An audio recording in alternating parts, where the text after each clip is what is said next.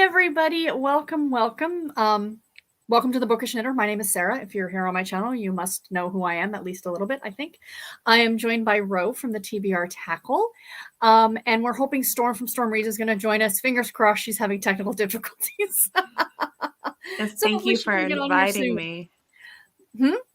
Thank you for inviting me. Oh, you're very welcome. I'm glad you could join. So yeah, just a couple of hours here for reading sprints. We're here to kind of kick off the Retro Romance Readathon. So yeah, I'm super excited. So Storm, who's not here, is actually the one who created the Retro Romance Readathon. I just kind of, pushed my way in and said, hey, can I co-host with you? And she was nice enough to say yes. So we'll chat for a bit and then we're going to do some sprints. But we're probably only going to go for a couple of hours because I know everybody's got stuff to do on a Saturday. So, Ro, what are you reading today? So, let me pull it up. I started last night. I'm only like a chapter or two in. Good Husband Material by Susan Mallory. It was published in 2002, so towards the later end. It is part of the Hometown Heartbreakers book 7. So Team Chaos right now. Loving it. And it says it's a Silhouette Special Edition 1501.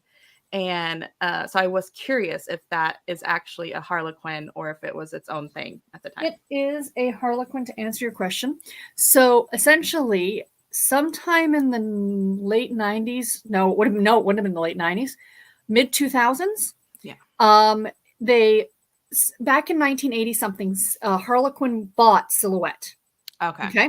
But they allowed them to keep publishing under the Silhouette banner. Okay. Which is probably, if you had an actual copy, this might be what yours would have looked like, right? Yeah, I'm looking at the cover right now. Yeah, I'm looking at the cover right now, and it has the blue, exactly what yours has. Yeah. So, because the one I'm reading is not retro, unfortunately, it's from 2006. So I know, I wanted to read that one. And it's really cute so far. So anyway, so then sometime in the 2000s, mid 2000s, they ended up just dropping Silhouette completely. And just it became Harlequin. But if you look at the numbers, so whatever one you're reading is number blah, blah, blah. Right. A one that was published this month might be 3,000 and something.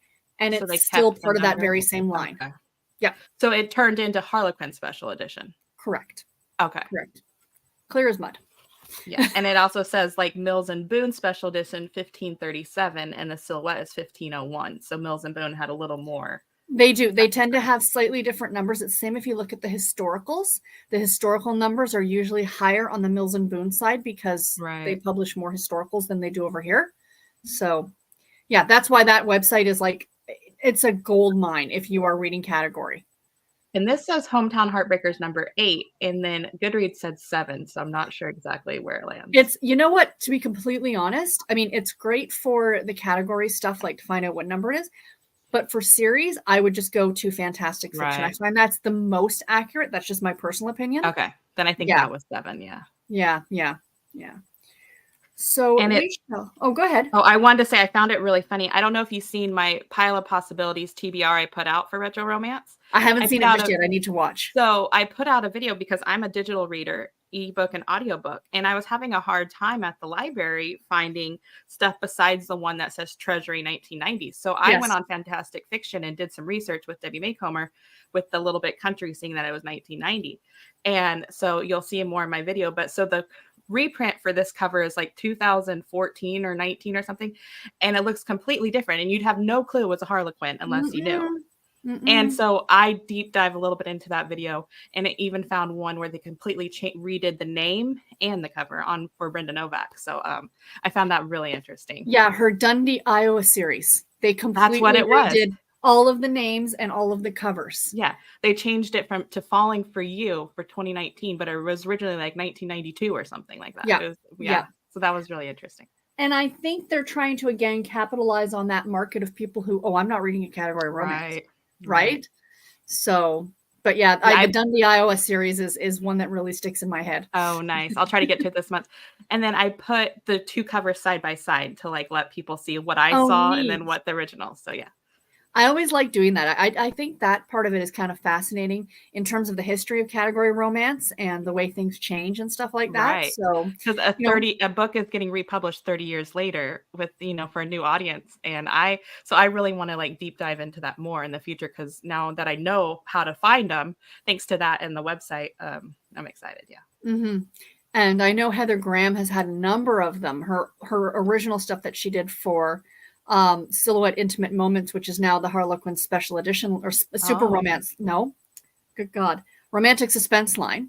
And she had one republished. What was it called? Was it A Matter of Circumstance? I think was the book. But it was, if you've ever seen the movie Overboard with Goldie Hawn and Kurt Russell, that old 80s movie. Right. So it was kind of sort of similar, where this girl is like kidnapped and this guy jumps on the boat to save her, but they're both lying about who they are. And then they end up on, it's this whole, it was really fun. But when they republished it, they changed, I think, the cover. They didn't change the title, but they left the text the same. And there are so many references to John Denver and to Miami Vice because it was written in 1983. See, that's what I was hoping, that the inside wouldn't be changed. But so far, when they first started, she mentions going to the bank and the lady has a beehive. So I don't think it's changed. No. Because that's part of the charm, is that, okay, maybe some of them may not be completely politically correct, and I get that. But that's the charm that you get from reading an older book. Like, when they republished The Babysitter's Club and they changed them from, Stacy had a tape deck to Stacy suddenly had a CD player, it wasn't the same. Right.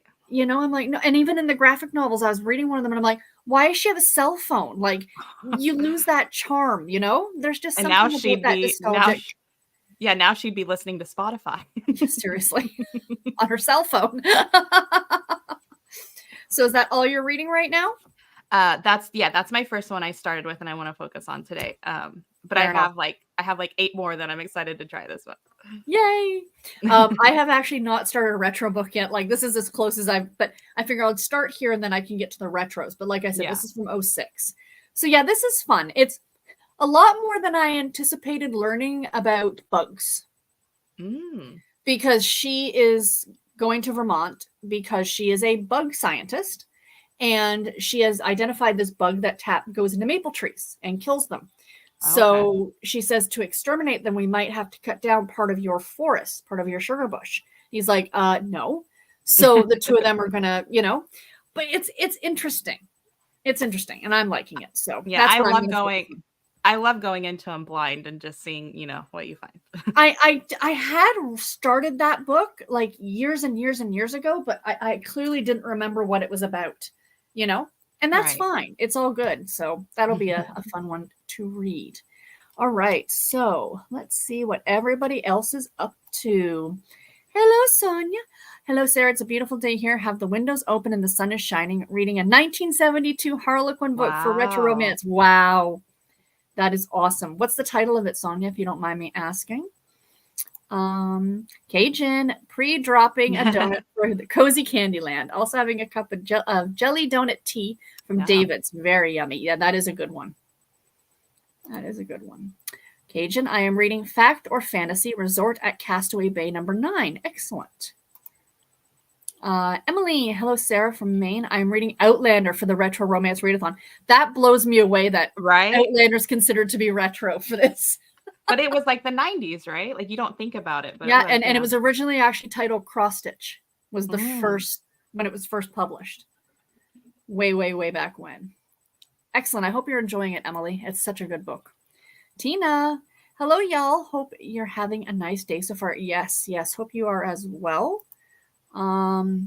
Amy, hi everyone. I just finished House of Flame and Shadow by Sarah J. Maas this morning. 5 stars, 5+++. Not sure what I'm reading next. Probably Beyond the Veil by Caroline Peckham and Suzanne Valentini, I think. Valentia, thank you. I can't read. Excellent. So even though it was a 5-star, you can jump right into something else. Yeah, she was missing. She was MIA for 2 days like I predicted, and then she popped back up on Discord. Can't blame her. And as I think their live announcement on Monday is the Zodiac Academy #9 is releasing early, so I'm excited for it. Oh, that's fantastic. Good afternoon, everyone. I'm reading The Wife Upstairs by Rachel Hawkins. I have that one next. It should have been next because I did DNF a book yesterday. And then I decided to pick up. So I DNF'd one of the books from my SAS list, which I am not surprised I did. And it was Death by Coffee. I was going to say, was it the Alex Erickson? I got 40% and I said, no, I'm done. I'm tapping out. Remove the entire thing off my list. And actually, I'll show you because you guys are here. So you guys get a sneak peek of my video for later today. That's not it. This is it. I went through and I was looking at Cozy Mystery Series because I wanted to go from one cozy to another. Right. And I ended up picking the Alaska Wild series by Paige Shelton. I think it's a bit of a grittier cozy mystery series, which is right up my alley. Right. So, yeah, I grabbed the first one from the library. So we will see. I think there's only 5 books in the series. And I really do like Paige Shelton's writing because she also does traditional cozy. Yes. And so I really like her writing style. And so I love the gritty, edgy cozies, but I've only read the older ones from like the 80s, 90s, early 2000s. So this is a more modern one. I think this was only published a little bit ago. So that'll be fun. Yeah, 2020, I think. She's published one every year since 2020. Yeah, so I'll look forward to seeing how you like it. Yeah. So I already read the first chapter this morning having breakfast. So so far so good. I was gonna jump into The Wife Upstairs, but I'm like, I'll save that for next. But I have that on audio as well. So that's like my audio book. But as you know, I don't, unless I'm in the car, I don't listen to audio. But I still want to. I was like into audio for like 5 or 6 in a row, and now I'm like, nope, I need a break again. Right? Exactly. Happens. Exactly. And I hope, Pat, that you are enjoying it. I am looking forward to hearing your thoughts on The Wife Upstairs. Esther. Hi, Esther. Hi there, Sarah from Central New York. Hope you're doing well. Hope you are too. Pat, our little cheerleader. Thank you, Pat. Don't forget the thumbs up. Anita. Greetings, everyone. Today I am reading 4-Leaf Cleaver by Maddie Day. I love the title of that book. Mm-hmm. And I'm so disappointed in the coffee shop one because they have the cutest covers. I know. That and what's the other one by Peggy Earnhardt that nobody likes? Right. The knitting. They also have the most adorable covers. And so with the Alex Erickson, I actually got up to book 8 or something because I started it early in my journey. Gotcha. But I feel like if I started it now, I wouldn't enjoy it because I do remember having some problems with like skimming some things because I was like, okay, I just want this. I didn't like the mystery style and then the character would kind of get annoying. But I did like the overall theme with the coffee and the cat and her dad's book. I just think the premise is delightful, but and I mean, this is not me being, biased or anything. You can tell it was written by a man. Because the way that the best friend is described, like she's a supermodel, and then our main character is always down on herself for her weight. I'm like, I'm done with that. That's old school Hannah Swenson. Right. You know what I mean? I couldn't deal with it. I couldn't. Yeah, I was surprised it's still going because it's like 12, 13. I know, and so many people I talked to are like, no, I'm not really loving it. I'm like, who's buying these books? I think I really enjoyed it because I was just like, ooh, a series, and I had access to it, Yeah. Storm looks like she's trying to. We'll see what happens. We're trying. We'll see what happens. But yeah, so Hannah, hi. I'll be reading Murder Can Frost Your Donut. I've got my lazy reader set up, ready to go. Excellent. We like a little lazy reading. Yeah, she showed she got her clicker with her stand in Discord. Oh, really? Oh, that's fun. Yay! Hi, Storm. Sort of. Hopefully it'll like. Yeah. Fingers crossed. Fingers crossed. So Glad I didn't think this was going to come up because you guys kept going. Woo. Yeah, well, yours kept doing it. All we saw was like, Yeah, it was like, So what are you reading today, Storm? Out of the many pile of possibilities, I'm sure. Well, I need to work on the computer for a little bit, so I'll probably be doing an audiobook. And so I think I'm going to go ahead with Beneath the Blood Red Moon by Shannon Drake. It's a vampire romance. Oh. I think it's from like 1999 or somewhere around Heather Graham, I think. Yeah. And I'm also reading that cover. I know. That cover is just and this one's 70s? From 1975. Okay. And I've had some troubles with some of these like older ones, but I'm actually enjoying this one. It's like a lot of fun. Excellent. He's a bit of a player. He's Italian. He's a bit of a player. Yeah. And so it's about like Claire is the younger one and Susanna's older cousin, and she's trying to look after Claire, but she ends up falling for him too. And So we'll see how that goes. I think really he's just kind of leading the younger one on a little bit.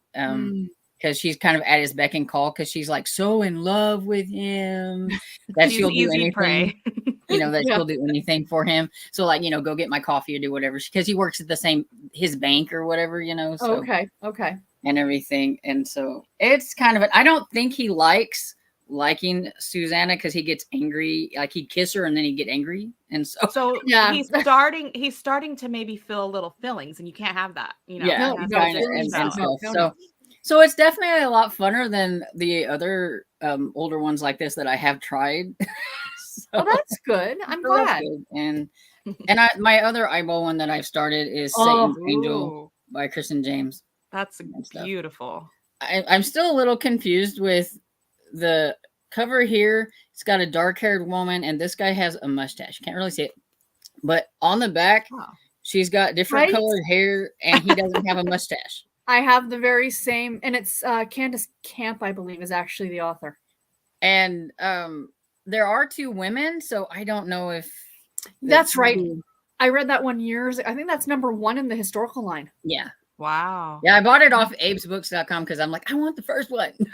So I did the same thing. I got it off of Thrift Books. And that's a very bold title for the first book. Yeah. Well, it was 1980 what? And it's 88, I think. Yeah. Oh, okay. That's my kind of typical 88. for that. Yeah. I mean, what's the one that I that's really popular though for back then, especially like I mentioned it on my video, like that Violet Winspear, like the Devil, Satan Takes a Bride, Satan, so like the Dark Shadows era. Like the book that I have from her, like the place is called Satan Court.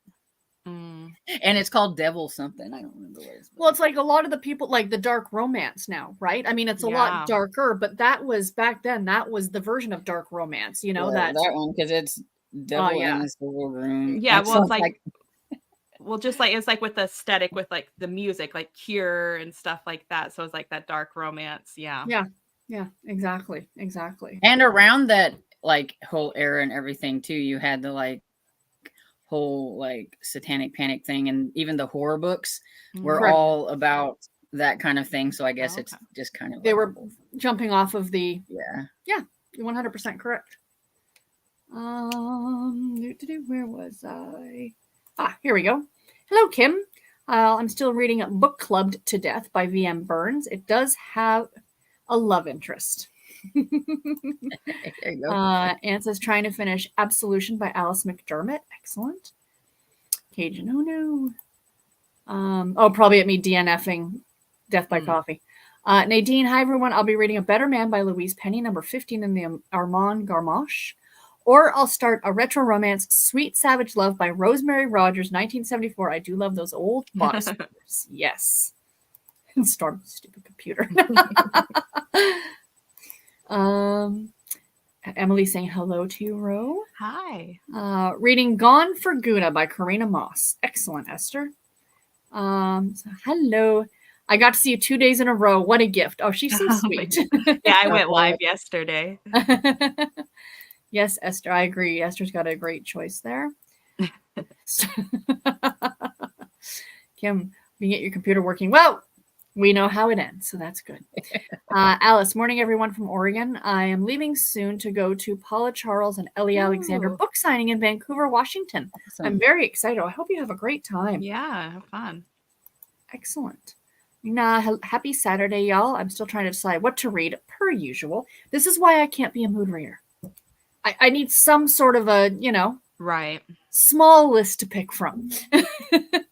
Yeah. If I don't give myself at least something to like choose from, because since I have so many books, I would be like all day trying to figure out, reading the backs of books, trying to figure out.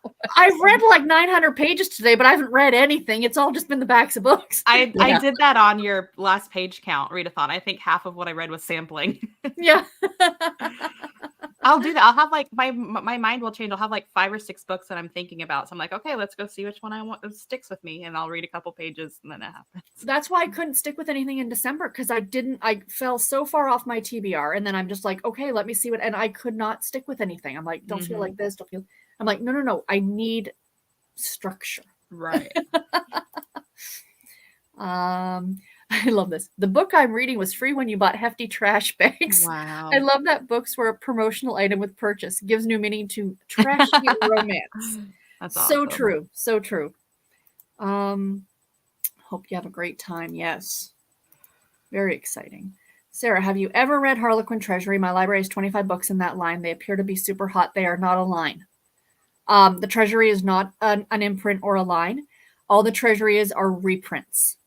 They just did like the best of the 1980s or the best of the 1990s. So yes, I have read them, but not under the. Now, as someone who likes the way that the book looks, I kind of hate the Treasury because I hate that bold red thing around. Just give me the original cover. Yeah, that's all I could find with the original covers when I looked on Libby was the Harlequin Treasury 1990s. And I'm like, oh, those covers are old. And then everything else they redid. So it's just them like if you weren't reading them in the 1980s or 90s, it's given you a chance to find them. Absolutely. And I think I love what they've done. And I wish that they would bring more of them back digitally. But I wish they would just have like the original cover and then just maybe, because even on my Kindle, I don't want to look at that crap. Yeah. Just have a circle or something saying Harlequin Treasury, best of 1990s or something. Yeah, that's what I was gonna say. It's just like when they reissue something under like a line or whatever, where it's like the made in America, they could just put best of the 90s or something. Originally published as. Yeah. But that's on the inside. You've got to look. Right? It's frustrating. Frustrating. Esther Rowe, I had the same problem with Debbie Maycomer. And when you Google, they have the new print date. Yes, that is frustrating. So look at fantasticfiction.com. They do have the original dates on there. The other thing I helped her out earlier because she was going to read the same book that I have, This Matter of Marriage, but she couldn't figure it out. And I was like, well, I know it's retro because it's on my but I thought it's like late 90s. Yeah, and Esther, if you watch my video for the Pile of Possibilities TBR for Retro Romance, I explain that more because I had the exact same problem like you're saying. And so every book that I show, I tell you the original date and I show you the new cover and I explain it a little bit more. The other frustrating thing is this, as if they do that, and I noticed this, I know it's not a retro book, but maybe it is. The first book in the Crew of Hunters series, we had the original cover that was like that greenish black with the mansion. And then they reissued it with a brand new cover with a new printing date. Yeah. And now if I look at that book on Amazon, it shows that I didn't purchase it. When in fact I did purchase the original. Oh, that's very frustrating. And that to me feels very sneaky. Very like they're trying to get you to like, oh, I thought I owned a copy of that. Okay, buy now, right? It's because you don't have that edition. Wow. Yeah, so it's one of those, you got to kind of be careful, and it's frustrating for those of us who are avid readers. Hello, Jane. Belated birthday, right? Did I read that right? Sorry, yes, I apologize, Jane. I've been MIA this week. She had the Groundhog Day birthday yesterday. Oh, yes. Yay. So it's because of Jane, we get 6 more weeks or we get an early spring. Yes. Yes. She was tired of the cold. She said she's reading Clause for Concern by Miranda James. All the cozy Cav, I just discovered the Irene Hannon has re-released her earlier love-inspired novels in audio format. So yay, I have some retro reads. Wonderful. I like her. She's good. She's a Christian author. I like her. Believe in Yourself. I'm reading. I'm horrible with names. Thank you. Tammy. I'm reading 3 or 4 retro romances for the Readathon. Well, thank you. That is fantastic. She commented on my video. Now, those are very retro. They're from the 1920s. Yeah. Wow. She's reading Emily Loring. Okay. I don't know if you ever. I have a few of her books, but yeah, they're definitely old school. I'm like, what even can be a romance back there? Because even holding hands would be scandalous. I don't know. When we're on like reading sprint, I'll have to hunt one of them up and show you. Like, find a juicy sentence for us, and let's see what it was. Yeah. And she showed her ankle. No, I'm just. One Intimate Night by Penny Jordan. Ooh, Penny Jordan, you can't go wrong with her. Sonia, Song Among the Clouds by Rosemary Pollock. They had such lyrical titles back then, like. I feel like they put more thought into it as in today, like right? the billionaire's secret baby. Like it's, I mean, that tells you the entire book right there in the title. They put more thought into it. I'm shocked you, Amy, are picking up another book. I thought you would be in a book hangover with how excited you were to read that book. Yes. I don't really get in book hangovers, so maybe she doesn't. Neither. I don't know. Me neither. I bought Outlander Book 3 and Harry Potter and the Philosopher's Stone on Audible as a birthday gift to myself yesterday. I still need to read Dragonfly and Amber. Good for you. Good for you. Nina, happy belated. Yes. I'm reading Hammers and Homicide by Paula Charles. Excellent, Christy. Thank you. A couple more minutes and we'll jump into a sprint. Okay. Amy Hennigy, I'm so suffering a book hangover from House of Flame and Shadow, but I was hoping that going to another one of my top favorite series, it will pull me out of the hangover. That's fair. That's fair. When I worked at a bookstore in the 90s, the two biggest questions were, where is the Diana Gabaldon book coming out? and I'm holding a grudge against Outlander since I should have probably got over that after 30 years. Yay! So happy Storm is here. Hey, Storm, be looking in your mailbox, Sonia says. Oh boy, oh boy, oh boy. Hope everyone is well. Don't know what I am doing yet. Well, that's my normal day, but it's Saturday. Sharing some cozy Saturday hangout with friends and vibes with the like button. Excellent. So we will jump into a sprint in a second, but speaking of what you're doing on a Saturday, I plan to color my hair tonight. Does anybody want a sneak peek of the color? Sure. Oh, yes.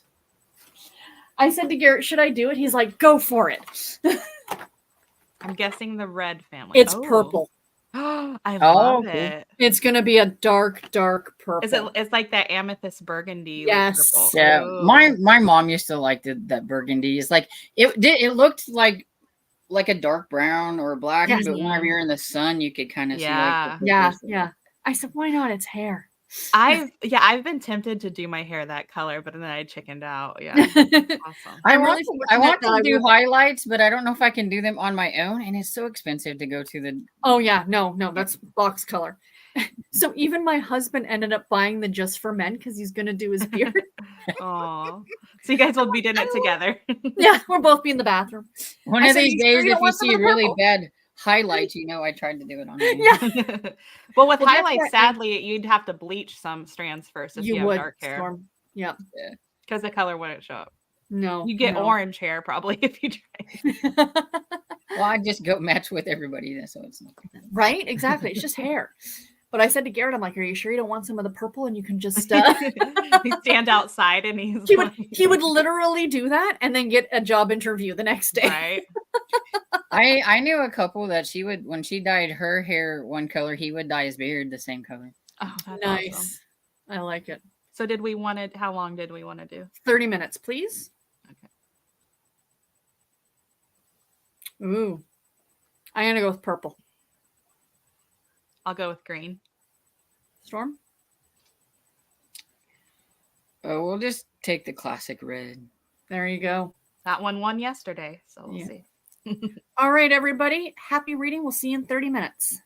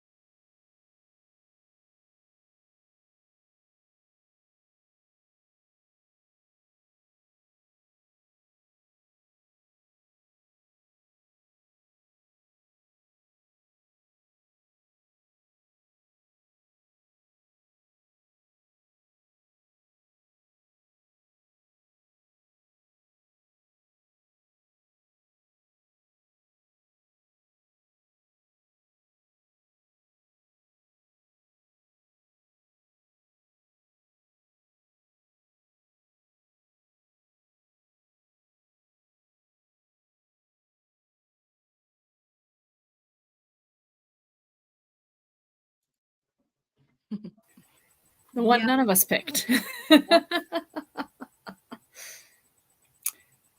So how did you do? Good. I'm 18% in and enjoying it. It seems it's a second chance romance.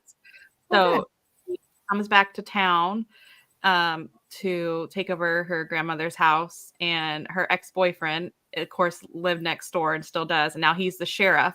And when she gets to town, she walks right to the bank into a bank robbery. So, and then so he saves her. And then now they had their first little makeout session. And one of the things he did was nibble her earlobe or something with her earlobe. I'm like, oh, it's just weird. I feel like you get the authors what the author likes, because it just came out. I know. I was like,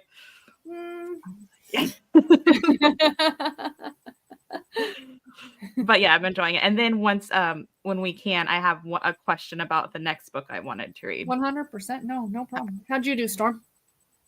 You're muted too. You're muted, Storm. I have 4 hours, I think, left of the audiobook.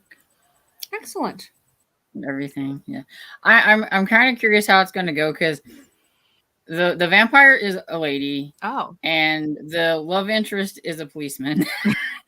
And there is a naughty little vampire going around, I think, doing the killing. And it's not her, I think, because a lot of the things that are happening, they're drained of blood and all that kind of stuff. So, but there was some blood drops that led to her business. So that's how she gets involved with the cops coming there and everything. And so, yeah. It's interesting that's a female vampire, though. Yeah. I like that. It's like she just put her hand in a jar and pulled out, like, cop. Yeah. Vampire. Like. Yeah, I guess because it wouldn't be as sexy if it was a lady cop, so they had to make it a lady vampire. Right? Yeah. Oh, that's funny. I got 2 chapters through this, and I had my lunch, which was chicken noodle soup and crackers. Yeah, I was eating a ham and cheese bagel over there with mine. So my question, Ro. Bugs. So what's your question, Ro? Okay, so the next book I wanted to read, because I had sampled it and liked it too. It's also a Silhouette special edition. It's called The 200% Wife by Jennifer Green, 1997. And so it says The Stanford Sisters number 3, but then it says That Special Woman number 43. So is that just like a series within an imprint within a series? So there was That Special Woman. There was one called Fatherhood, one called Count on a Cop. Basically, they were not series per se. They were just like these other books. Like every book involved, like the Count on a Cop, every book involved a cop.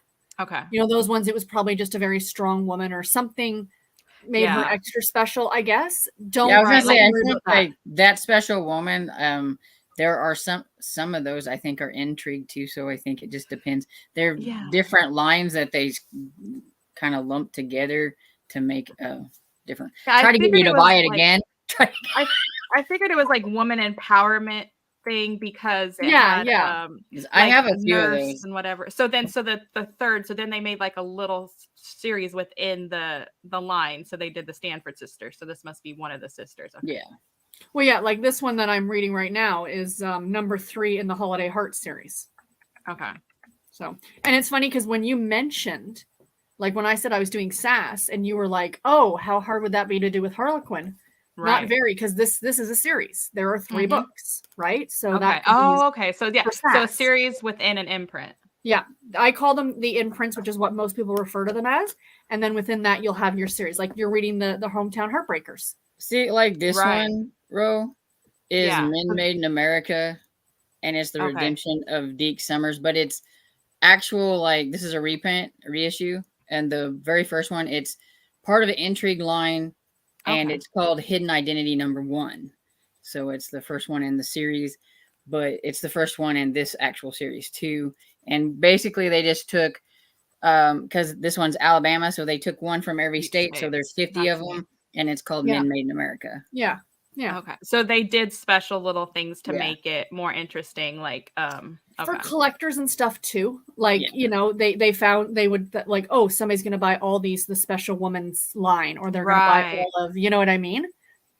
Yeah, because I have like another one like with this is like, who is that woman of mystery? Yeah.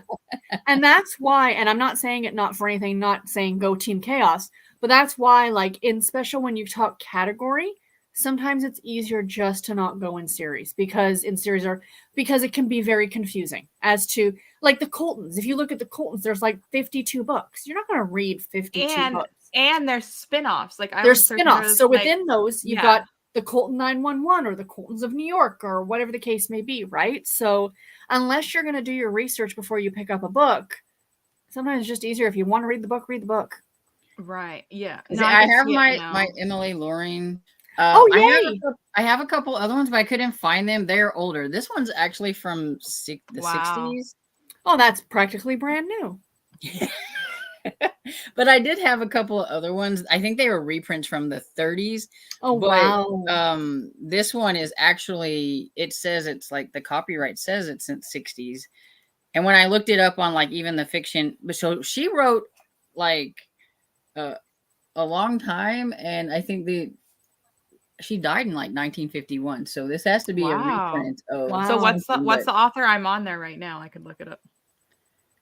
Emily Loring. She started writing in 1914. Wow. And it'll be hard to spell because it's Emilie for Emily. And then what's the last name? Loring. This is it says mystery, love, romance. So I think what they did a lot of times with these older ones is they kind of implemented a little bit of mystery. So then it just doesn't like just the romance or whatever. And it sounds really interesting when I read the back of it. I think it would be great. I'll have to look for some of those. It says a dark-haired girl meets her fate when she returns to her childhood home. A suspense-packed story of romance and danger. Ooh. And this is Loring number 14. It has they numbered hers whenever and everything. I think they did those with a couple other authors I've seen. Barbara Cartland has a lot of hers are numbered because I have a whole bunch of hers too. Yeah. Yes. That's cool. I just pulled up the oldest one I found real fast. 1922. The Trail of Conflict. And it says it's the series Emily Loring number 42, but that was the oldest one. In the wedding of the decade, millions were united. Aristocratic name. So Ranch Out West. Wow. That is very cool. Thank you for sharing those. Yeah, I think what they did when they numbered them is like when they reissued them, they probably numbered them so that people that might want to collect them just like, could get all of them. It said up to the 90s. There's no way she was. Yeah, well, that's why I said reprint after probably reprint or whatever. Oh, no, it's a bind up. Emily Loring with Rudolph. Yeah, because I think it said she died when I looked it up like in 1950 something. Wow. Okay, because they had 1972 as well. Yeah, I wish that you could search by year. Like you can't. That would be cool, wouldn't it? Yeah. You can't organize the date. Like I wish you can't go from oldest to that. If you sign up for a free membership, you can. Oh, okay. Good to know. Which is what I did. And you could save stuff, right? Like stuff you wanted to look up. The other thing I found, because I was doing a lot of cataloging and I was using that to do the cataloging, is that a lot of the Blaze covers, they won't show them unless you have an account. Oh, yeah. They're too scandalous. Because they're too scandalous. But I want to see the cover. Tammy said she did a bit of history on Emily Loring in her upcoming video. So that wonderful. Oh, I can't wait to watch that. Thank you. I'm so far behind on BookTube. Honestly. I know. I got us as the newbie. I have questions, so I got to stop track. No, you're fine. Boutiques and books. Hi all. I'm Elizabeth. Hello, Elizabeth. I will read The Fall of Maggie Brown by Anne Stewart, a Harlequin intrigue from the 2000s, and do some laundry. Welcome. Thank you for coming on and introducing yourself. My book looks like Storms as far as the type of Harlequin. Okay, so Sonia's reading an oldie but a goodie. Yeah, so like that, yeah. And there's something about those red sprayed edges that just make my heart happy. Yeah. Anna, that cover looks kind of spicy, especially for the 80s. Oh, the historical. Oh. That was a bodice ripper. That's what because she's still like, That right? Those were tame, Yeah. like compared to. But that's like when the whole like bodice ripper started, was like in the 80s. So I mean, you think that looks spicy for then, but no, that's pretty much. If you had a step back, it was often a lot more scandalous. Yeah. And then I feel like with that one, the Huntsman that she showed up, that we're kind of getting back into that with the new cartoony covers, because that was their like cartoony style back then. It was, you know, It was with a the people on painted there. style, like, you Right. know, and stuff. But which now I- we have it. But now we have it where they're, you know, the characters look like that, and You don't. but see then this they're anymore. like don't have faces, and it's really weird when they don't have faces now. I love That's this beautiful. cover. Yeah. This original artwork is They just. put so much more. I effort love. I into need it than they that. do I've now. got to find that one. So I heard that we interviewed a guy who's actually a romance historian on the podcast years ago, and we were asking him, what is one of your favorite books? He goes, in terms of the way it looks, he said it was this book. Wow. And what a lot of people didn't know is Eva Rutland is an author of color. yes, I think that's yeah, cool, which yeah. I loved that, you know, and this was written in what this is an older one, 1991. And they So- had to like get somebody to like come up with that cover for them. They Someone couldn't commissioned this. Right. Someone It's not- printed it It's not just created like on for a book that was going to be on the Right. shelf for a month. Exactly. So they had to think ahead. They had to do lots of planning. Well, I found out how the covers are done. Speaking of the authors, is that they're actually given like a cover art template that they need to fill out. So they'll be like, okay, I want, you know, like these are 3 ideas of what I would like to see on the cover. This is what I think the character should be wearing. This is what I think should be in the Wow. background. And then from there, they will mock The something artist. up. Yeah. Yeah. So she's like, I want to pair it. The authors actually do have quite a bit of say in the covers. Okay. Even still today? Yep. Probably. Here's not. one. Okay. Here's one with the step back. See, it's got this See, nice 3D that's cover classic. here, but then And you then- go, woo, scandalous. See, that's the type of thing. My grandma had a closet full, and I didn't know what Right? she was reading those back then. And she Our was very grandmothers were- sweet. She was very sweet and tame little German grandma, and now I know what she liked to read. You think, oh, they were all fuddy-duddies. They had no idea. Well, meanwhile, Grandpa was very happy. I'm sure. The only book I've left to read, left a bad review for Goodreads was a Hannah Swenson book. The last book I read felt like every character was just getting less intelligent. Just the last one. Just Kim says I usually go for what's due next at the library. That's a smart way to pick your books to read. And that's my problem with the last few Hannah Swensons. Yeah. Emily, I'm working on laundry. Fingers crossed the washer keeps working. Oh. And lunch first and some cleaning. I'm almost 200 pages behind in my daily pages for the Count of Monte Cristo. You'll catch up. Don't worry about it. Esther says, yes, Storm helped me out a lot. Thanks. Hannah, my state does the opposite of Groundhog's Day. 6 more weeks of winter. Oh. It depends on if the hedgehog or whatever it's called saw it Groundhog saw its shadow. I think like, what is it called? it was Sherry who was in Wisconsin. I think it was Sherry. She said that their local thing was doing penguins now because their groundhog died. Awesome. They had like a groundhog at the zoo or something and it died. So now they brought in a penguin to do it. And I was like, oh. They we have it up here. We have like, because there's Punxsutawney Phil in Pennsylvania, but up here it's north of us. It's a town called Wyerton, and it's Wyerton Willie. And it was like 5 years ago they went into the thing to get him, and he had kind of sort of died over the winter. Oh yeah, this Punxsutawney Phil is probably the 6th of them or something. Well, that's it. Yeah, it's not the one that you saw in the movie Groundhog Day. Let me assure you. But the day of Groundhog Day, they go in to go, and they realize that he had deceased. They're like, we see his shadow. Yeah. Poor little guy. Sonia says the 1920s are antique romances. I concur. Amanda, my first retro is Night Pleasures by Sherilyn Kenyon. Excellent. You know, you hear these titles and you're like, that's retro? But yeah. Is it? That sounds like paranormal. I was gonna say that's it is. like I think she writes a vampire series. Yeah, I think so. Yeah. Yeah.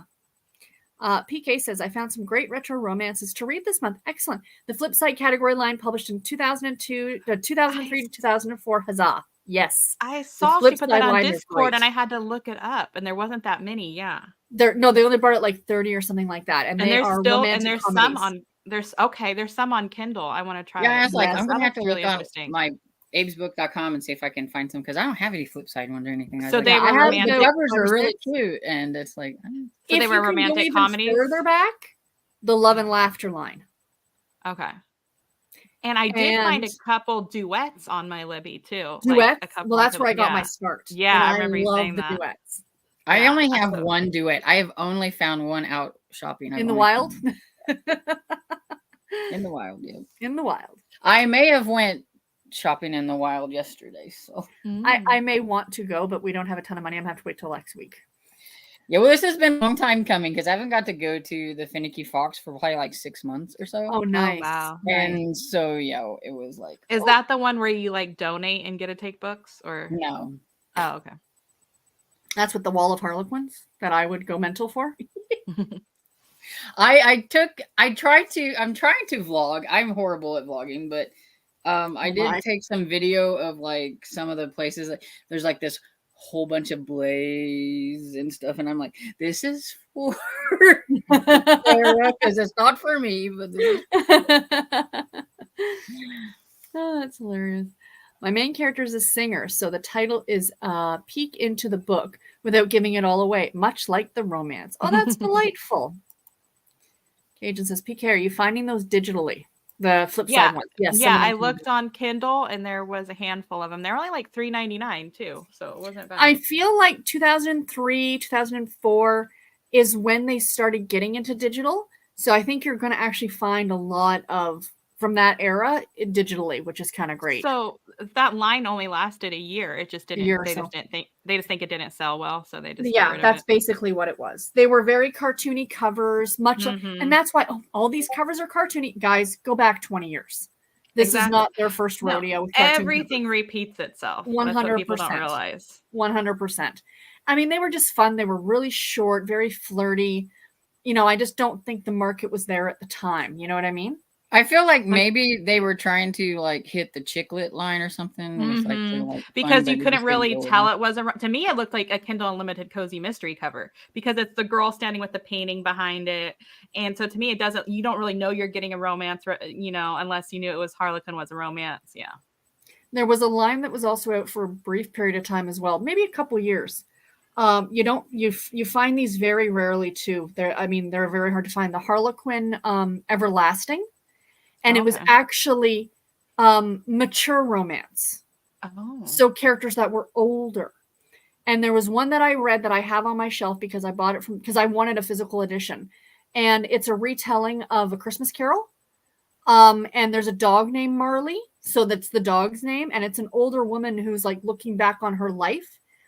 And, you know, her romances and that they're wonderful books. They're really, really good. But they're often couples that were married or are going through issues or whatever the case may be. And I don't know why those, like, I can see why that wouldn't be a huge market.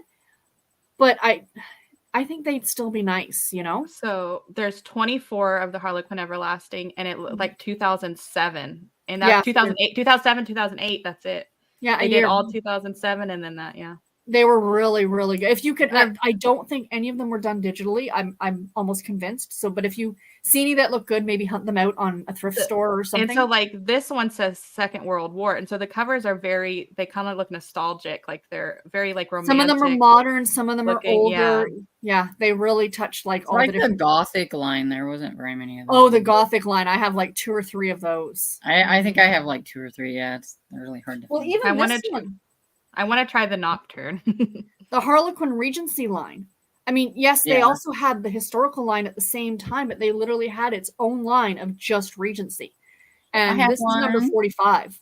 Yeah, you've got one of them too. Yours just has a cuter cover than mine. Sorry. It's not about the parrot.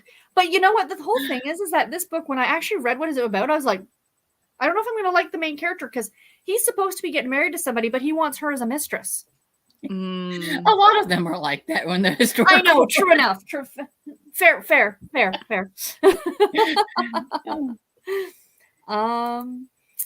Anna, I was explaining something having to do with a phone. It felt like you're really explaining to the reader, like, hey, old lady readers, here is how a phone works in 2009. Felt very condescending.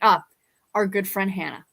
Yeah, I started calling them Hannah's chapter books because that's what they started to feel like as you get further in the series. Because her sister, I remember vividly, her sister's like, I get to help make the cookies. And she goes, you can do the whole thing. Like, it was just like, and they're both adult women. I was just like, oh my God. I've always, since book 1, I've always felt like Hannah reads like, and I'm not knocking my own self, a 45-year-old woman. Yeah. Like she's especially not with the narrator. Yeah, right? especially with the narrator. Yeah. Oh God, it's horrible. I wish they'd gotten somebody else. Well, it's like I told you with the Sherlock Holmes bookshop series, if you decide to listen to them, because I know you had that on your list, that I just listened to the latest one. That's the only one I've ever listened to. And I was like, she sounds like she's like in like 50 or something. She just didn't sound, she sounds very British, but at the same time, like a snooty British. Gotcha. Downton Abbey. It's not what you think about, because she is British, but it's just not quite. I would think, like, especially if you're not younger sounding voice, but this one didn't sound quite. I just more wanted the audio for commuting. Yeah, because that tends to be the only time I listen to audio, right? So right now, the book that I'm reading, The Thin Ice by Paige Shelton, I do have it out on audio, but I'm probably going to be reading it all weekend. I like that one. I gave it 4 stars. Okay, I started good. that series. It's the only one I've read so far. I need to get back into the series. Okay, so we were questioning. It's a little more edgy, right? Like, because it's not a little more gritty, cozy, right? Yeah, it's just a little bit more like regular mystery, I think. Yeah, yeah. Okay, awesome. Hello, Cynthia. Welcome. To the color purple. Thank you. Spa day at the Bookish Knitters household. That's right. Just as long as the cats don't walk in, we should be fine while we're dyeing our hair. Everybody's picking their color. Fix my lunch and get ready to read. Excellent, Pat. I love purple, so that was my vote. Slow and steady wins the race. Al says I'll catch up with the replay later. I will have a video discussing the book signing soon. Fantastic. Hope you are having a great time. Can I count my token running as a workout? The little heart. Hey, if I can count jumping to conclusions and pick the purple, yay. I'd love to know what the original covers from the 1920s looked at. Well, Storm was showing us, which was great. Thank you. Yeah, and if you if you tell me a title, I can look it up for you. Oh yeah. Hey, Lee. Hey, everyone. I just got home and I'm jumping in to finish Second Nature by Nora Roberts. Thank you for popping in, Lee. Darlene says, hi, guys. What time is it? Oh, we still got time. Nina, hi. First time here. Welcome. I'm reading Lucinda Riley's The Midnight Rose. Just started it today, so don't know yet what it's like. I'm on page 78 out of 677. Wow. Some of those books were chunkers. Wow. Like big time chunkers. I debated for a little bit there to pick up that Teresa Mendoza one, the one with the woman who was in Salem, Massachusetts. I got it out of the bag of books for my friend last year. I was going to read it last October. I'm going to hunt for it on the sprint. I might read that one this month too if I can get my hands on it. Is that's the romance something Touch of Magic or something like that? Yeah, where it takes place during the Salem witch trials. I think it does. Yeah. Yeah, I remember we talking about that. Because it's so romantic that time period. You know, we complain about like how big books are these days and everything like that. But then I like my retro ones and they're like, right? Mm-hmm. And most of them you have to read with your eyeballs because we can't get digital. It's like this I'm loving 480 pages. I'm loving the idea of the Harlequins because they're short. The Harlequins are under 300. But every now and then I just want a nice chunky book. I don't know why. Probably because I'm crazy. It's nice on the Kindle because you don't really realize how big it is. This is a true fact. You don't have to actually hold it. Except for the fact that you think you've been reading forever and you look and it says 2%. And you're right. Yeah. And the heartwarming books that I told you about, if you ever find them physically, they are chunky books. Oh, okay. But they're also large print. So that it's deceiving. You know what I mean? You're like, oh. So they still had the same like word count goal and everything. Precisely. Darlene, trying to finish up The Spy Switch, a Harlequin romantic suspense. Who is that by, Darlene? I just looked it up. It's Karen Whitten. Ah, yes. Okay. Haven't read it, but I have that one. And a silhouette intimate moments, and then it says romantic suspense Mills and Boon Heroes and Mills and Boon Romantic Suspense Australia. So depending on where you are, it's different. It's a different imprint. Correct. That's why I love that so much. Yeah. It's helpful. PK, that's a good question.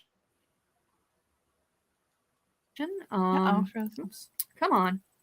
Thank you. Welcome, Nina. I would not be smiling like that running for any length of time. Just saying. Yeah, they're kind of creepy a little bit. Right. How are you feeling? She's asking. And she says she's doing okay. How are you? Hello to Kim and Lee. PK. Or maybe it's a drug enhanced running because as you can see, those smiles are pretty manic. I'll have what they're having. Oh, I do. They only had 2 Valentine's one. I did the second one yesterday and it was the Cupids, and that's even more creepy. So oh really? They're just flying around in their diapers shooting at you. Yeah, I could do the Cupid. Yeah, why not? I'm down for that. On the mend, the soreness is going away slowly. That's good. Sorry, I've been out of the loop. Anita, did you have another procedure or something? Are you okay? I think she did. Yeah, I think she had surgery or something. Well, I hope you're all better, Anita. They look like Stepford wives. Oh God, they do. It's great news. Sarah, I have read the first chapter of The Wake Upstairs by Rachel Hawkins. Only thing I have read, too many love-inspired suspense books. I'll try to read more, but not liking the F-bombs being used. Oh. That's fair. Yeah. If you go from love-inspired to Rachel Hawkins, I can see. I can see the dramatic shift. As a thriller, I gave it 3 stars. It was just okay. As a retelling for Jane Eyre, it got 1. Really? Oh, because that's kind of what I'm looking forward to. I was like, we'll see how it goes. I have the right to DNF. That is my right in life. I can DNF. And I'm like, that's why I'm like super picky about retellings, because I'm like, this is my favorite. Rebecca? No, I haven't. Okay, so you know what? March is my birthday. In March, here on the channel, I'm calling it now. We're doing a group read of Rebecca by Daphne du Maurier. Okay. You're joining in, Storm.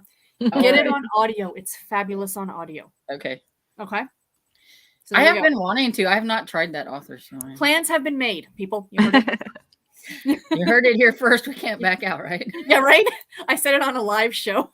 Oh my. Well, speaking of, okay, so you know how we always say it's not a live show till someone buys a book?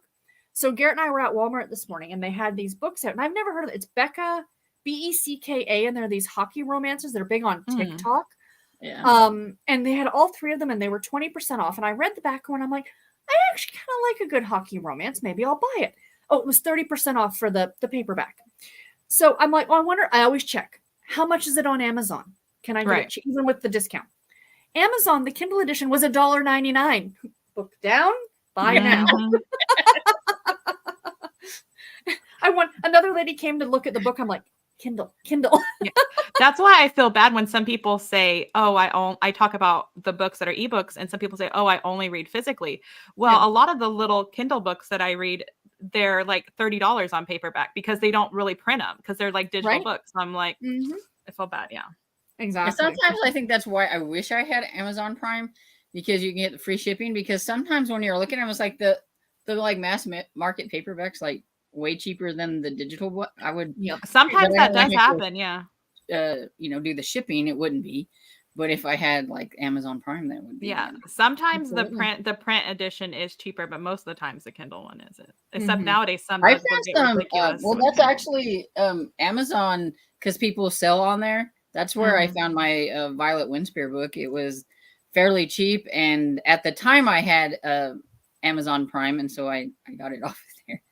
Nice. Yeah, I often, if I find, I do price compare now. I tend to do that. I must have hit a certain age because it's like, I really want this, but I'm going to price compare. Well, it's like when I'm looking at something and we go to like the antique shops and things like that. And you think, oh, well, that's got to be a good deal because, it's here, it's a little older, whatever. And then you go Walmart and find a brand new one that's cheaper. And it's like, I'm just going to get the brand new one. Precisely, without somebody else's problem.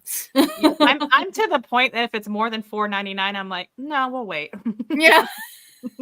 My famous line, it's nice, it's not that nice. If the library doesn't have it, it will go on a wish list to see. Even like my exactly favorite authors, I have a hard time going over like $3.99. Yeah. Because I know I'm not getting to it right away, so might as well just put it on hold at the library. Yeah. Oh, I was so mad. There was something that I wanted, and it was like $7.99 for the longest time, and then it went to $4.99. So then I got it. Not even a week later, $1.99. I'm like, Of course. I have a wish list on thrift books, like you did, because I'm like, oh, I like this. You can do wish. I wish abesbooks.com did that so that I can just put them on my wish list instead of in the cart. Because then they're like, you've got 13 books. I was like, yes, and I got to wait until I got money for that. Okay. We do that with Amazon. I'm like, why do we have $900 worth of stuff in the cart on Amazon? What are we buying?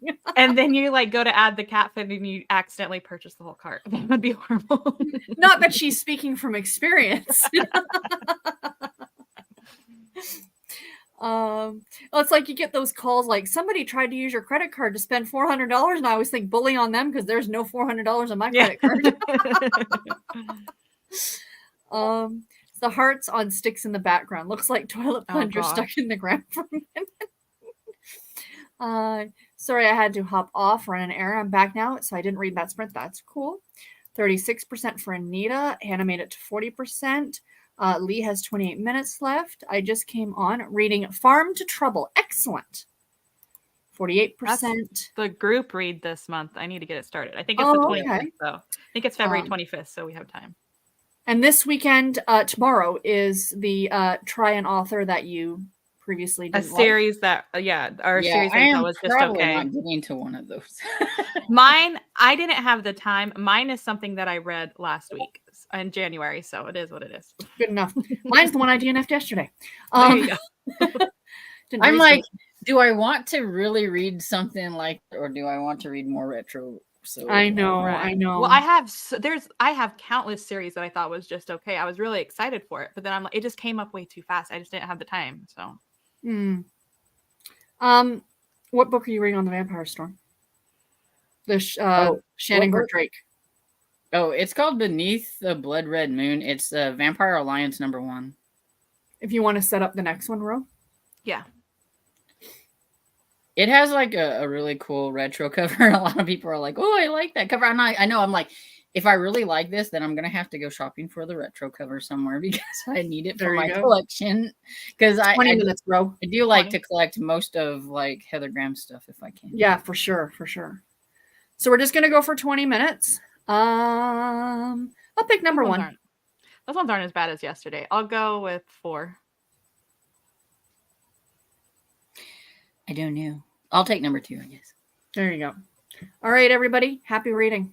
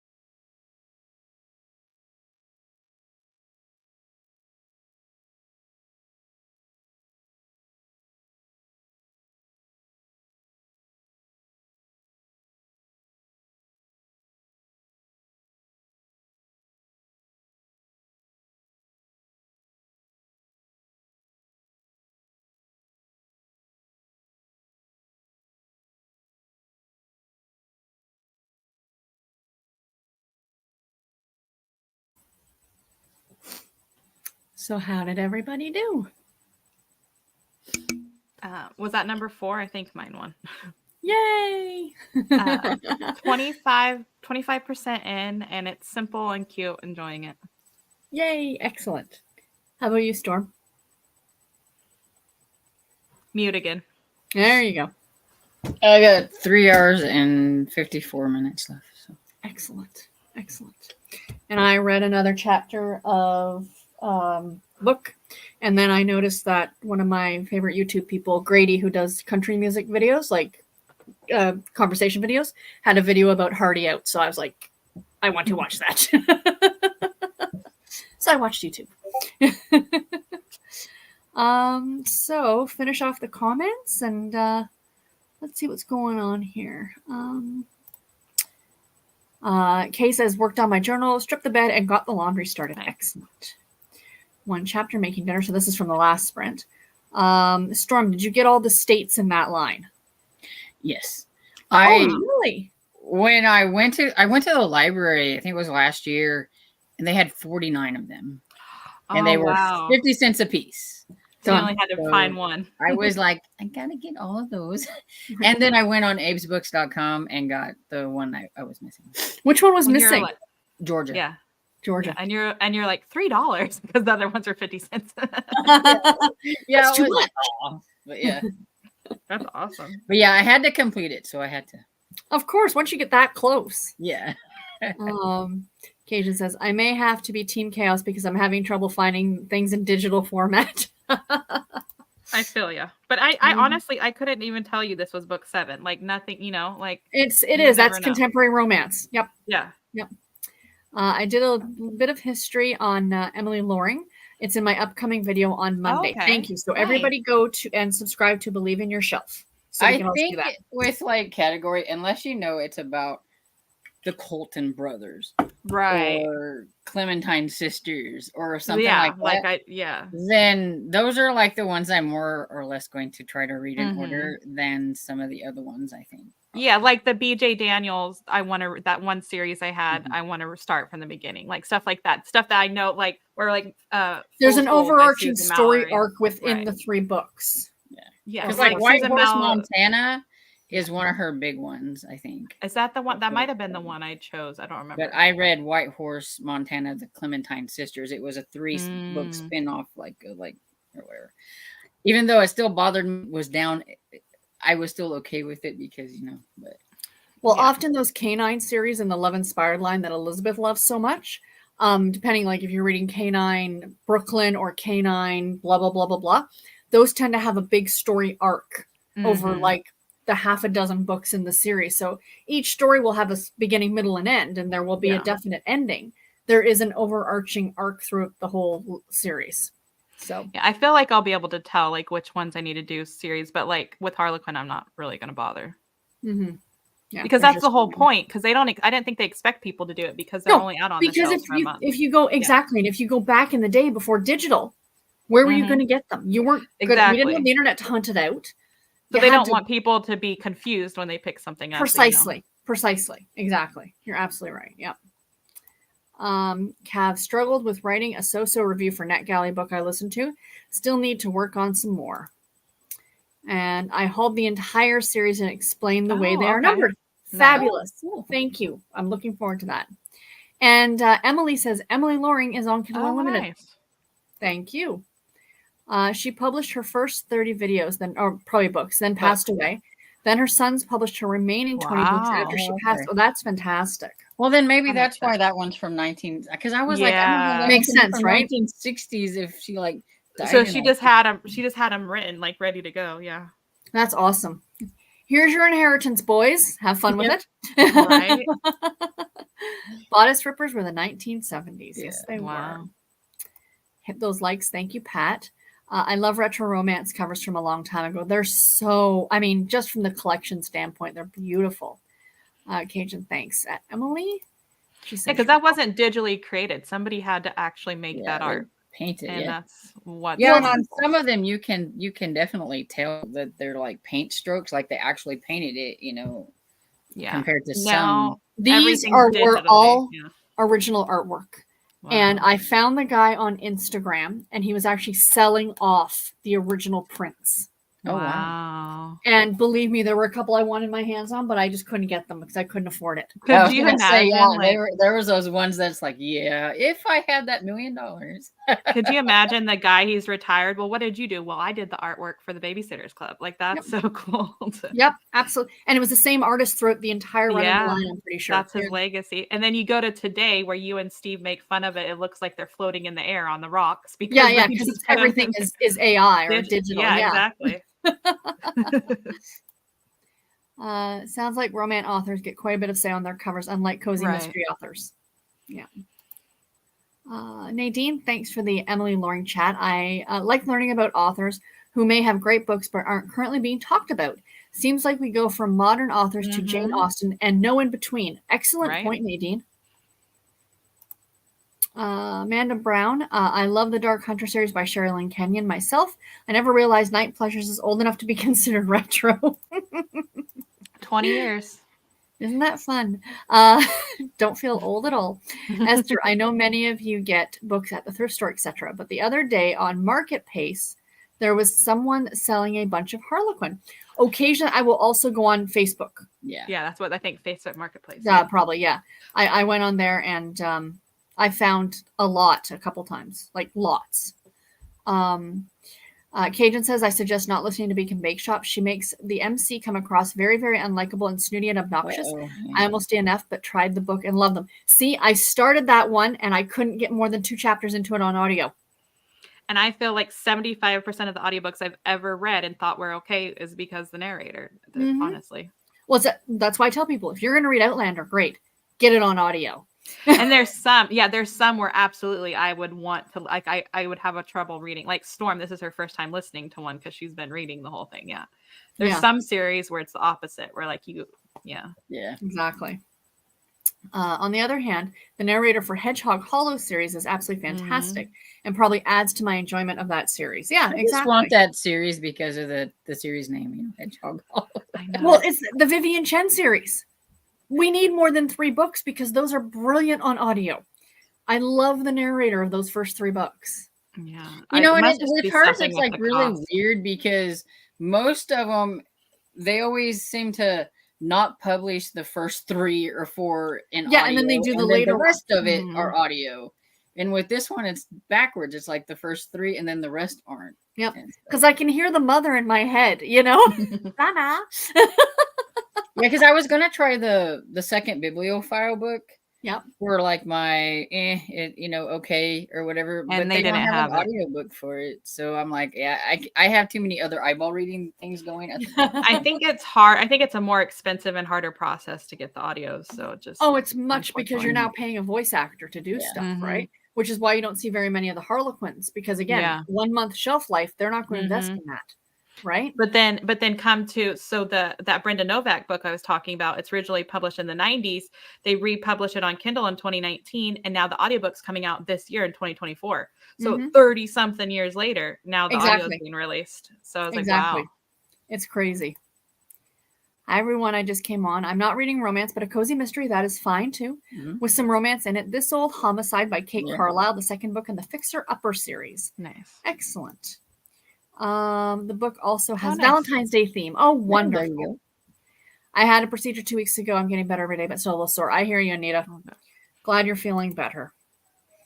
Classic romantic chunkers. Gone with the Wind and Forever Amber.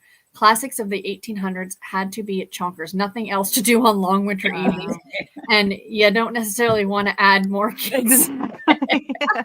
So let's read about the romance. Let's read about it. Already got 10 kids. We don't need that.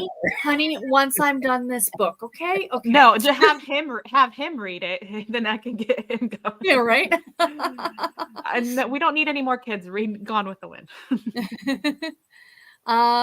Lee, also March birthday, and I've always wanted to read Rebecca. Yeah, Lee is in March with me, isn't she? We might have to do like you and I together on this one, Lee. Like it'll be a joint effort. We'll get people to read this. Birthday buddy read. Birthday buddy read. Then we'll invite other people to join us because why not? I'm going to read Once a Princess by Joanna Lindsay for Retro Romance. Excellent. I love and adore Rebecca. Never tied the protagonist's name. Nope. Oh, it's not Rebecca? Oh, no, you never ever learn the protagonist's name. No, So Rebecca's like the ghost or the house or something. Oh, Rebecca's the first wife. Yeah, the first okay. wife. But throughout the whole book, you don't learn the woman who's telling the story. You never find out her name. It's a Jane Eyre retelling? Okay. I'm in for Rebecca read along in March. Excellent. The Thornbirds was a chunk or two, and Barb's favorite, and the ladies of the club. You could hurt a person with those. I missed. I have the Thornbirds, but I haven't given it a try. I have it too, and I'm just like, I look at it and go, "This is definitely a Melissa book," and I don't know. I don't have a year and a half to spend on this. So I read this book this year. Yeah, I like that's my the year book. you set your Goodreads goal at 1. Exactly. My copy is special because it has the autograph from the author in it. That's wow. Really? Oh, that's fascinating. So that's very cool. Yeah, 1 year I'm just gonna read "And the Ladies of the Club," Outlander.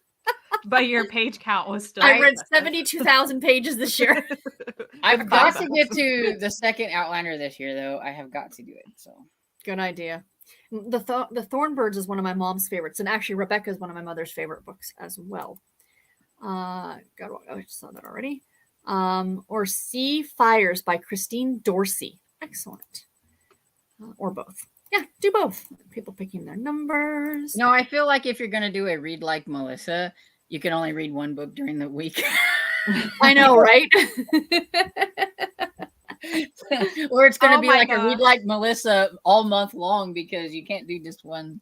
You guys look at the latest. Look at the latest comment. Someone says Thornbirds, and I magically appear. Oh, Melissa. It is magic every time. Every sprint. It's so funny Somebody how says something and Melissa appears. Were your ears burning, Melissa? I swear she has a word alert on YouTube. She does. And she's like, "Oh, I must join." It happens to Storm all the time. Right? Storm, does the Heather Graham vampire book count as a retro read? Yes, because I think it originally came out in 1999. Fair enough. So 15%. Or early 2000s. But 10 minutes left, Lee. You can do it. Kim read 3 chapters. Well done, Kim. Nina read 20 pages. Amy, I got the Heather Graham vampire book and Breath of Magic. That was it. So no reading this sprint again. But from the library. Shopping or did something there, so that's productive. But it was book related, so it was fine. I'm thinking about rereading Ashes in the Wind by Kathleen Woodwise. My best friend and I read it when we were 14 because the mother of a boy we had a crush on was reading it. That's adorable. I have some Make your way into the family, books. Right?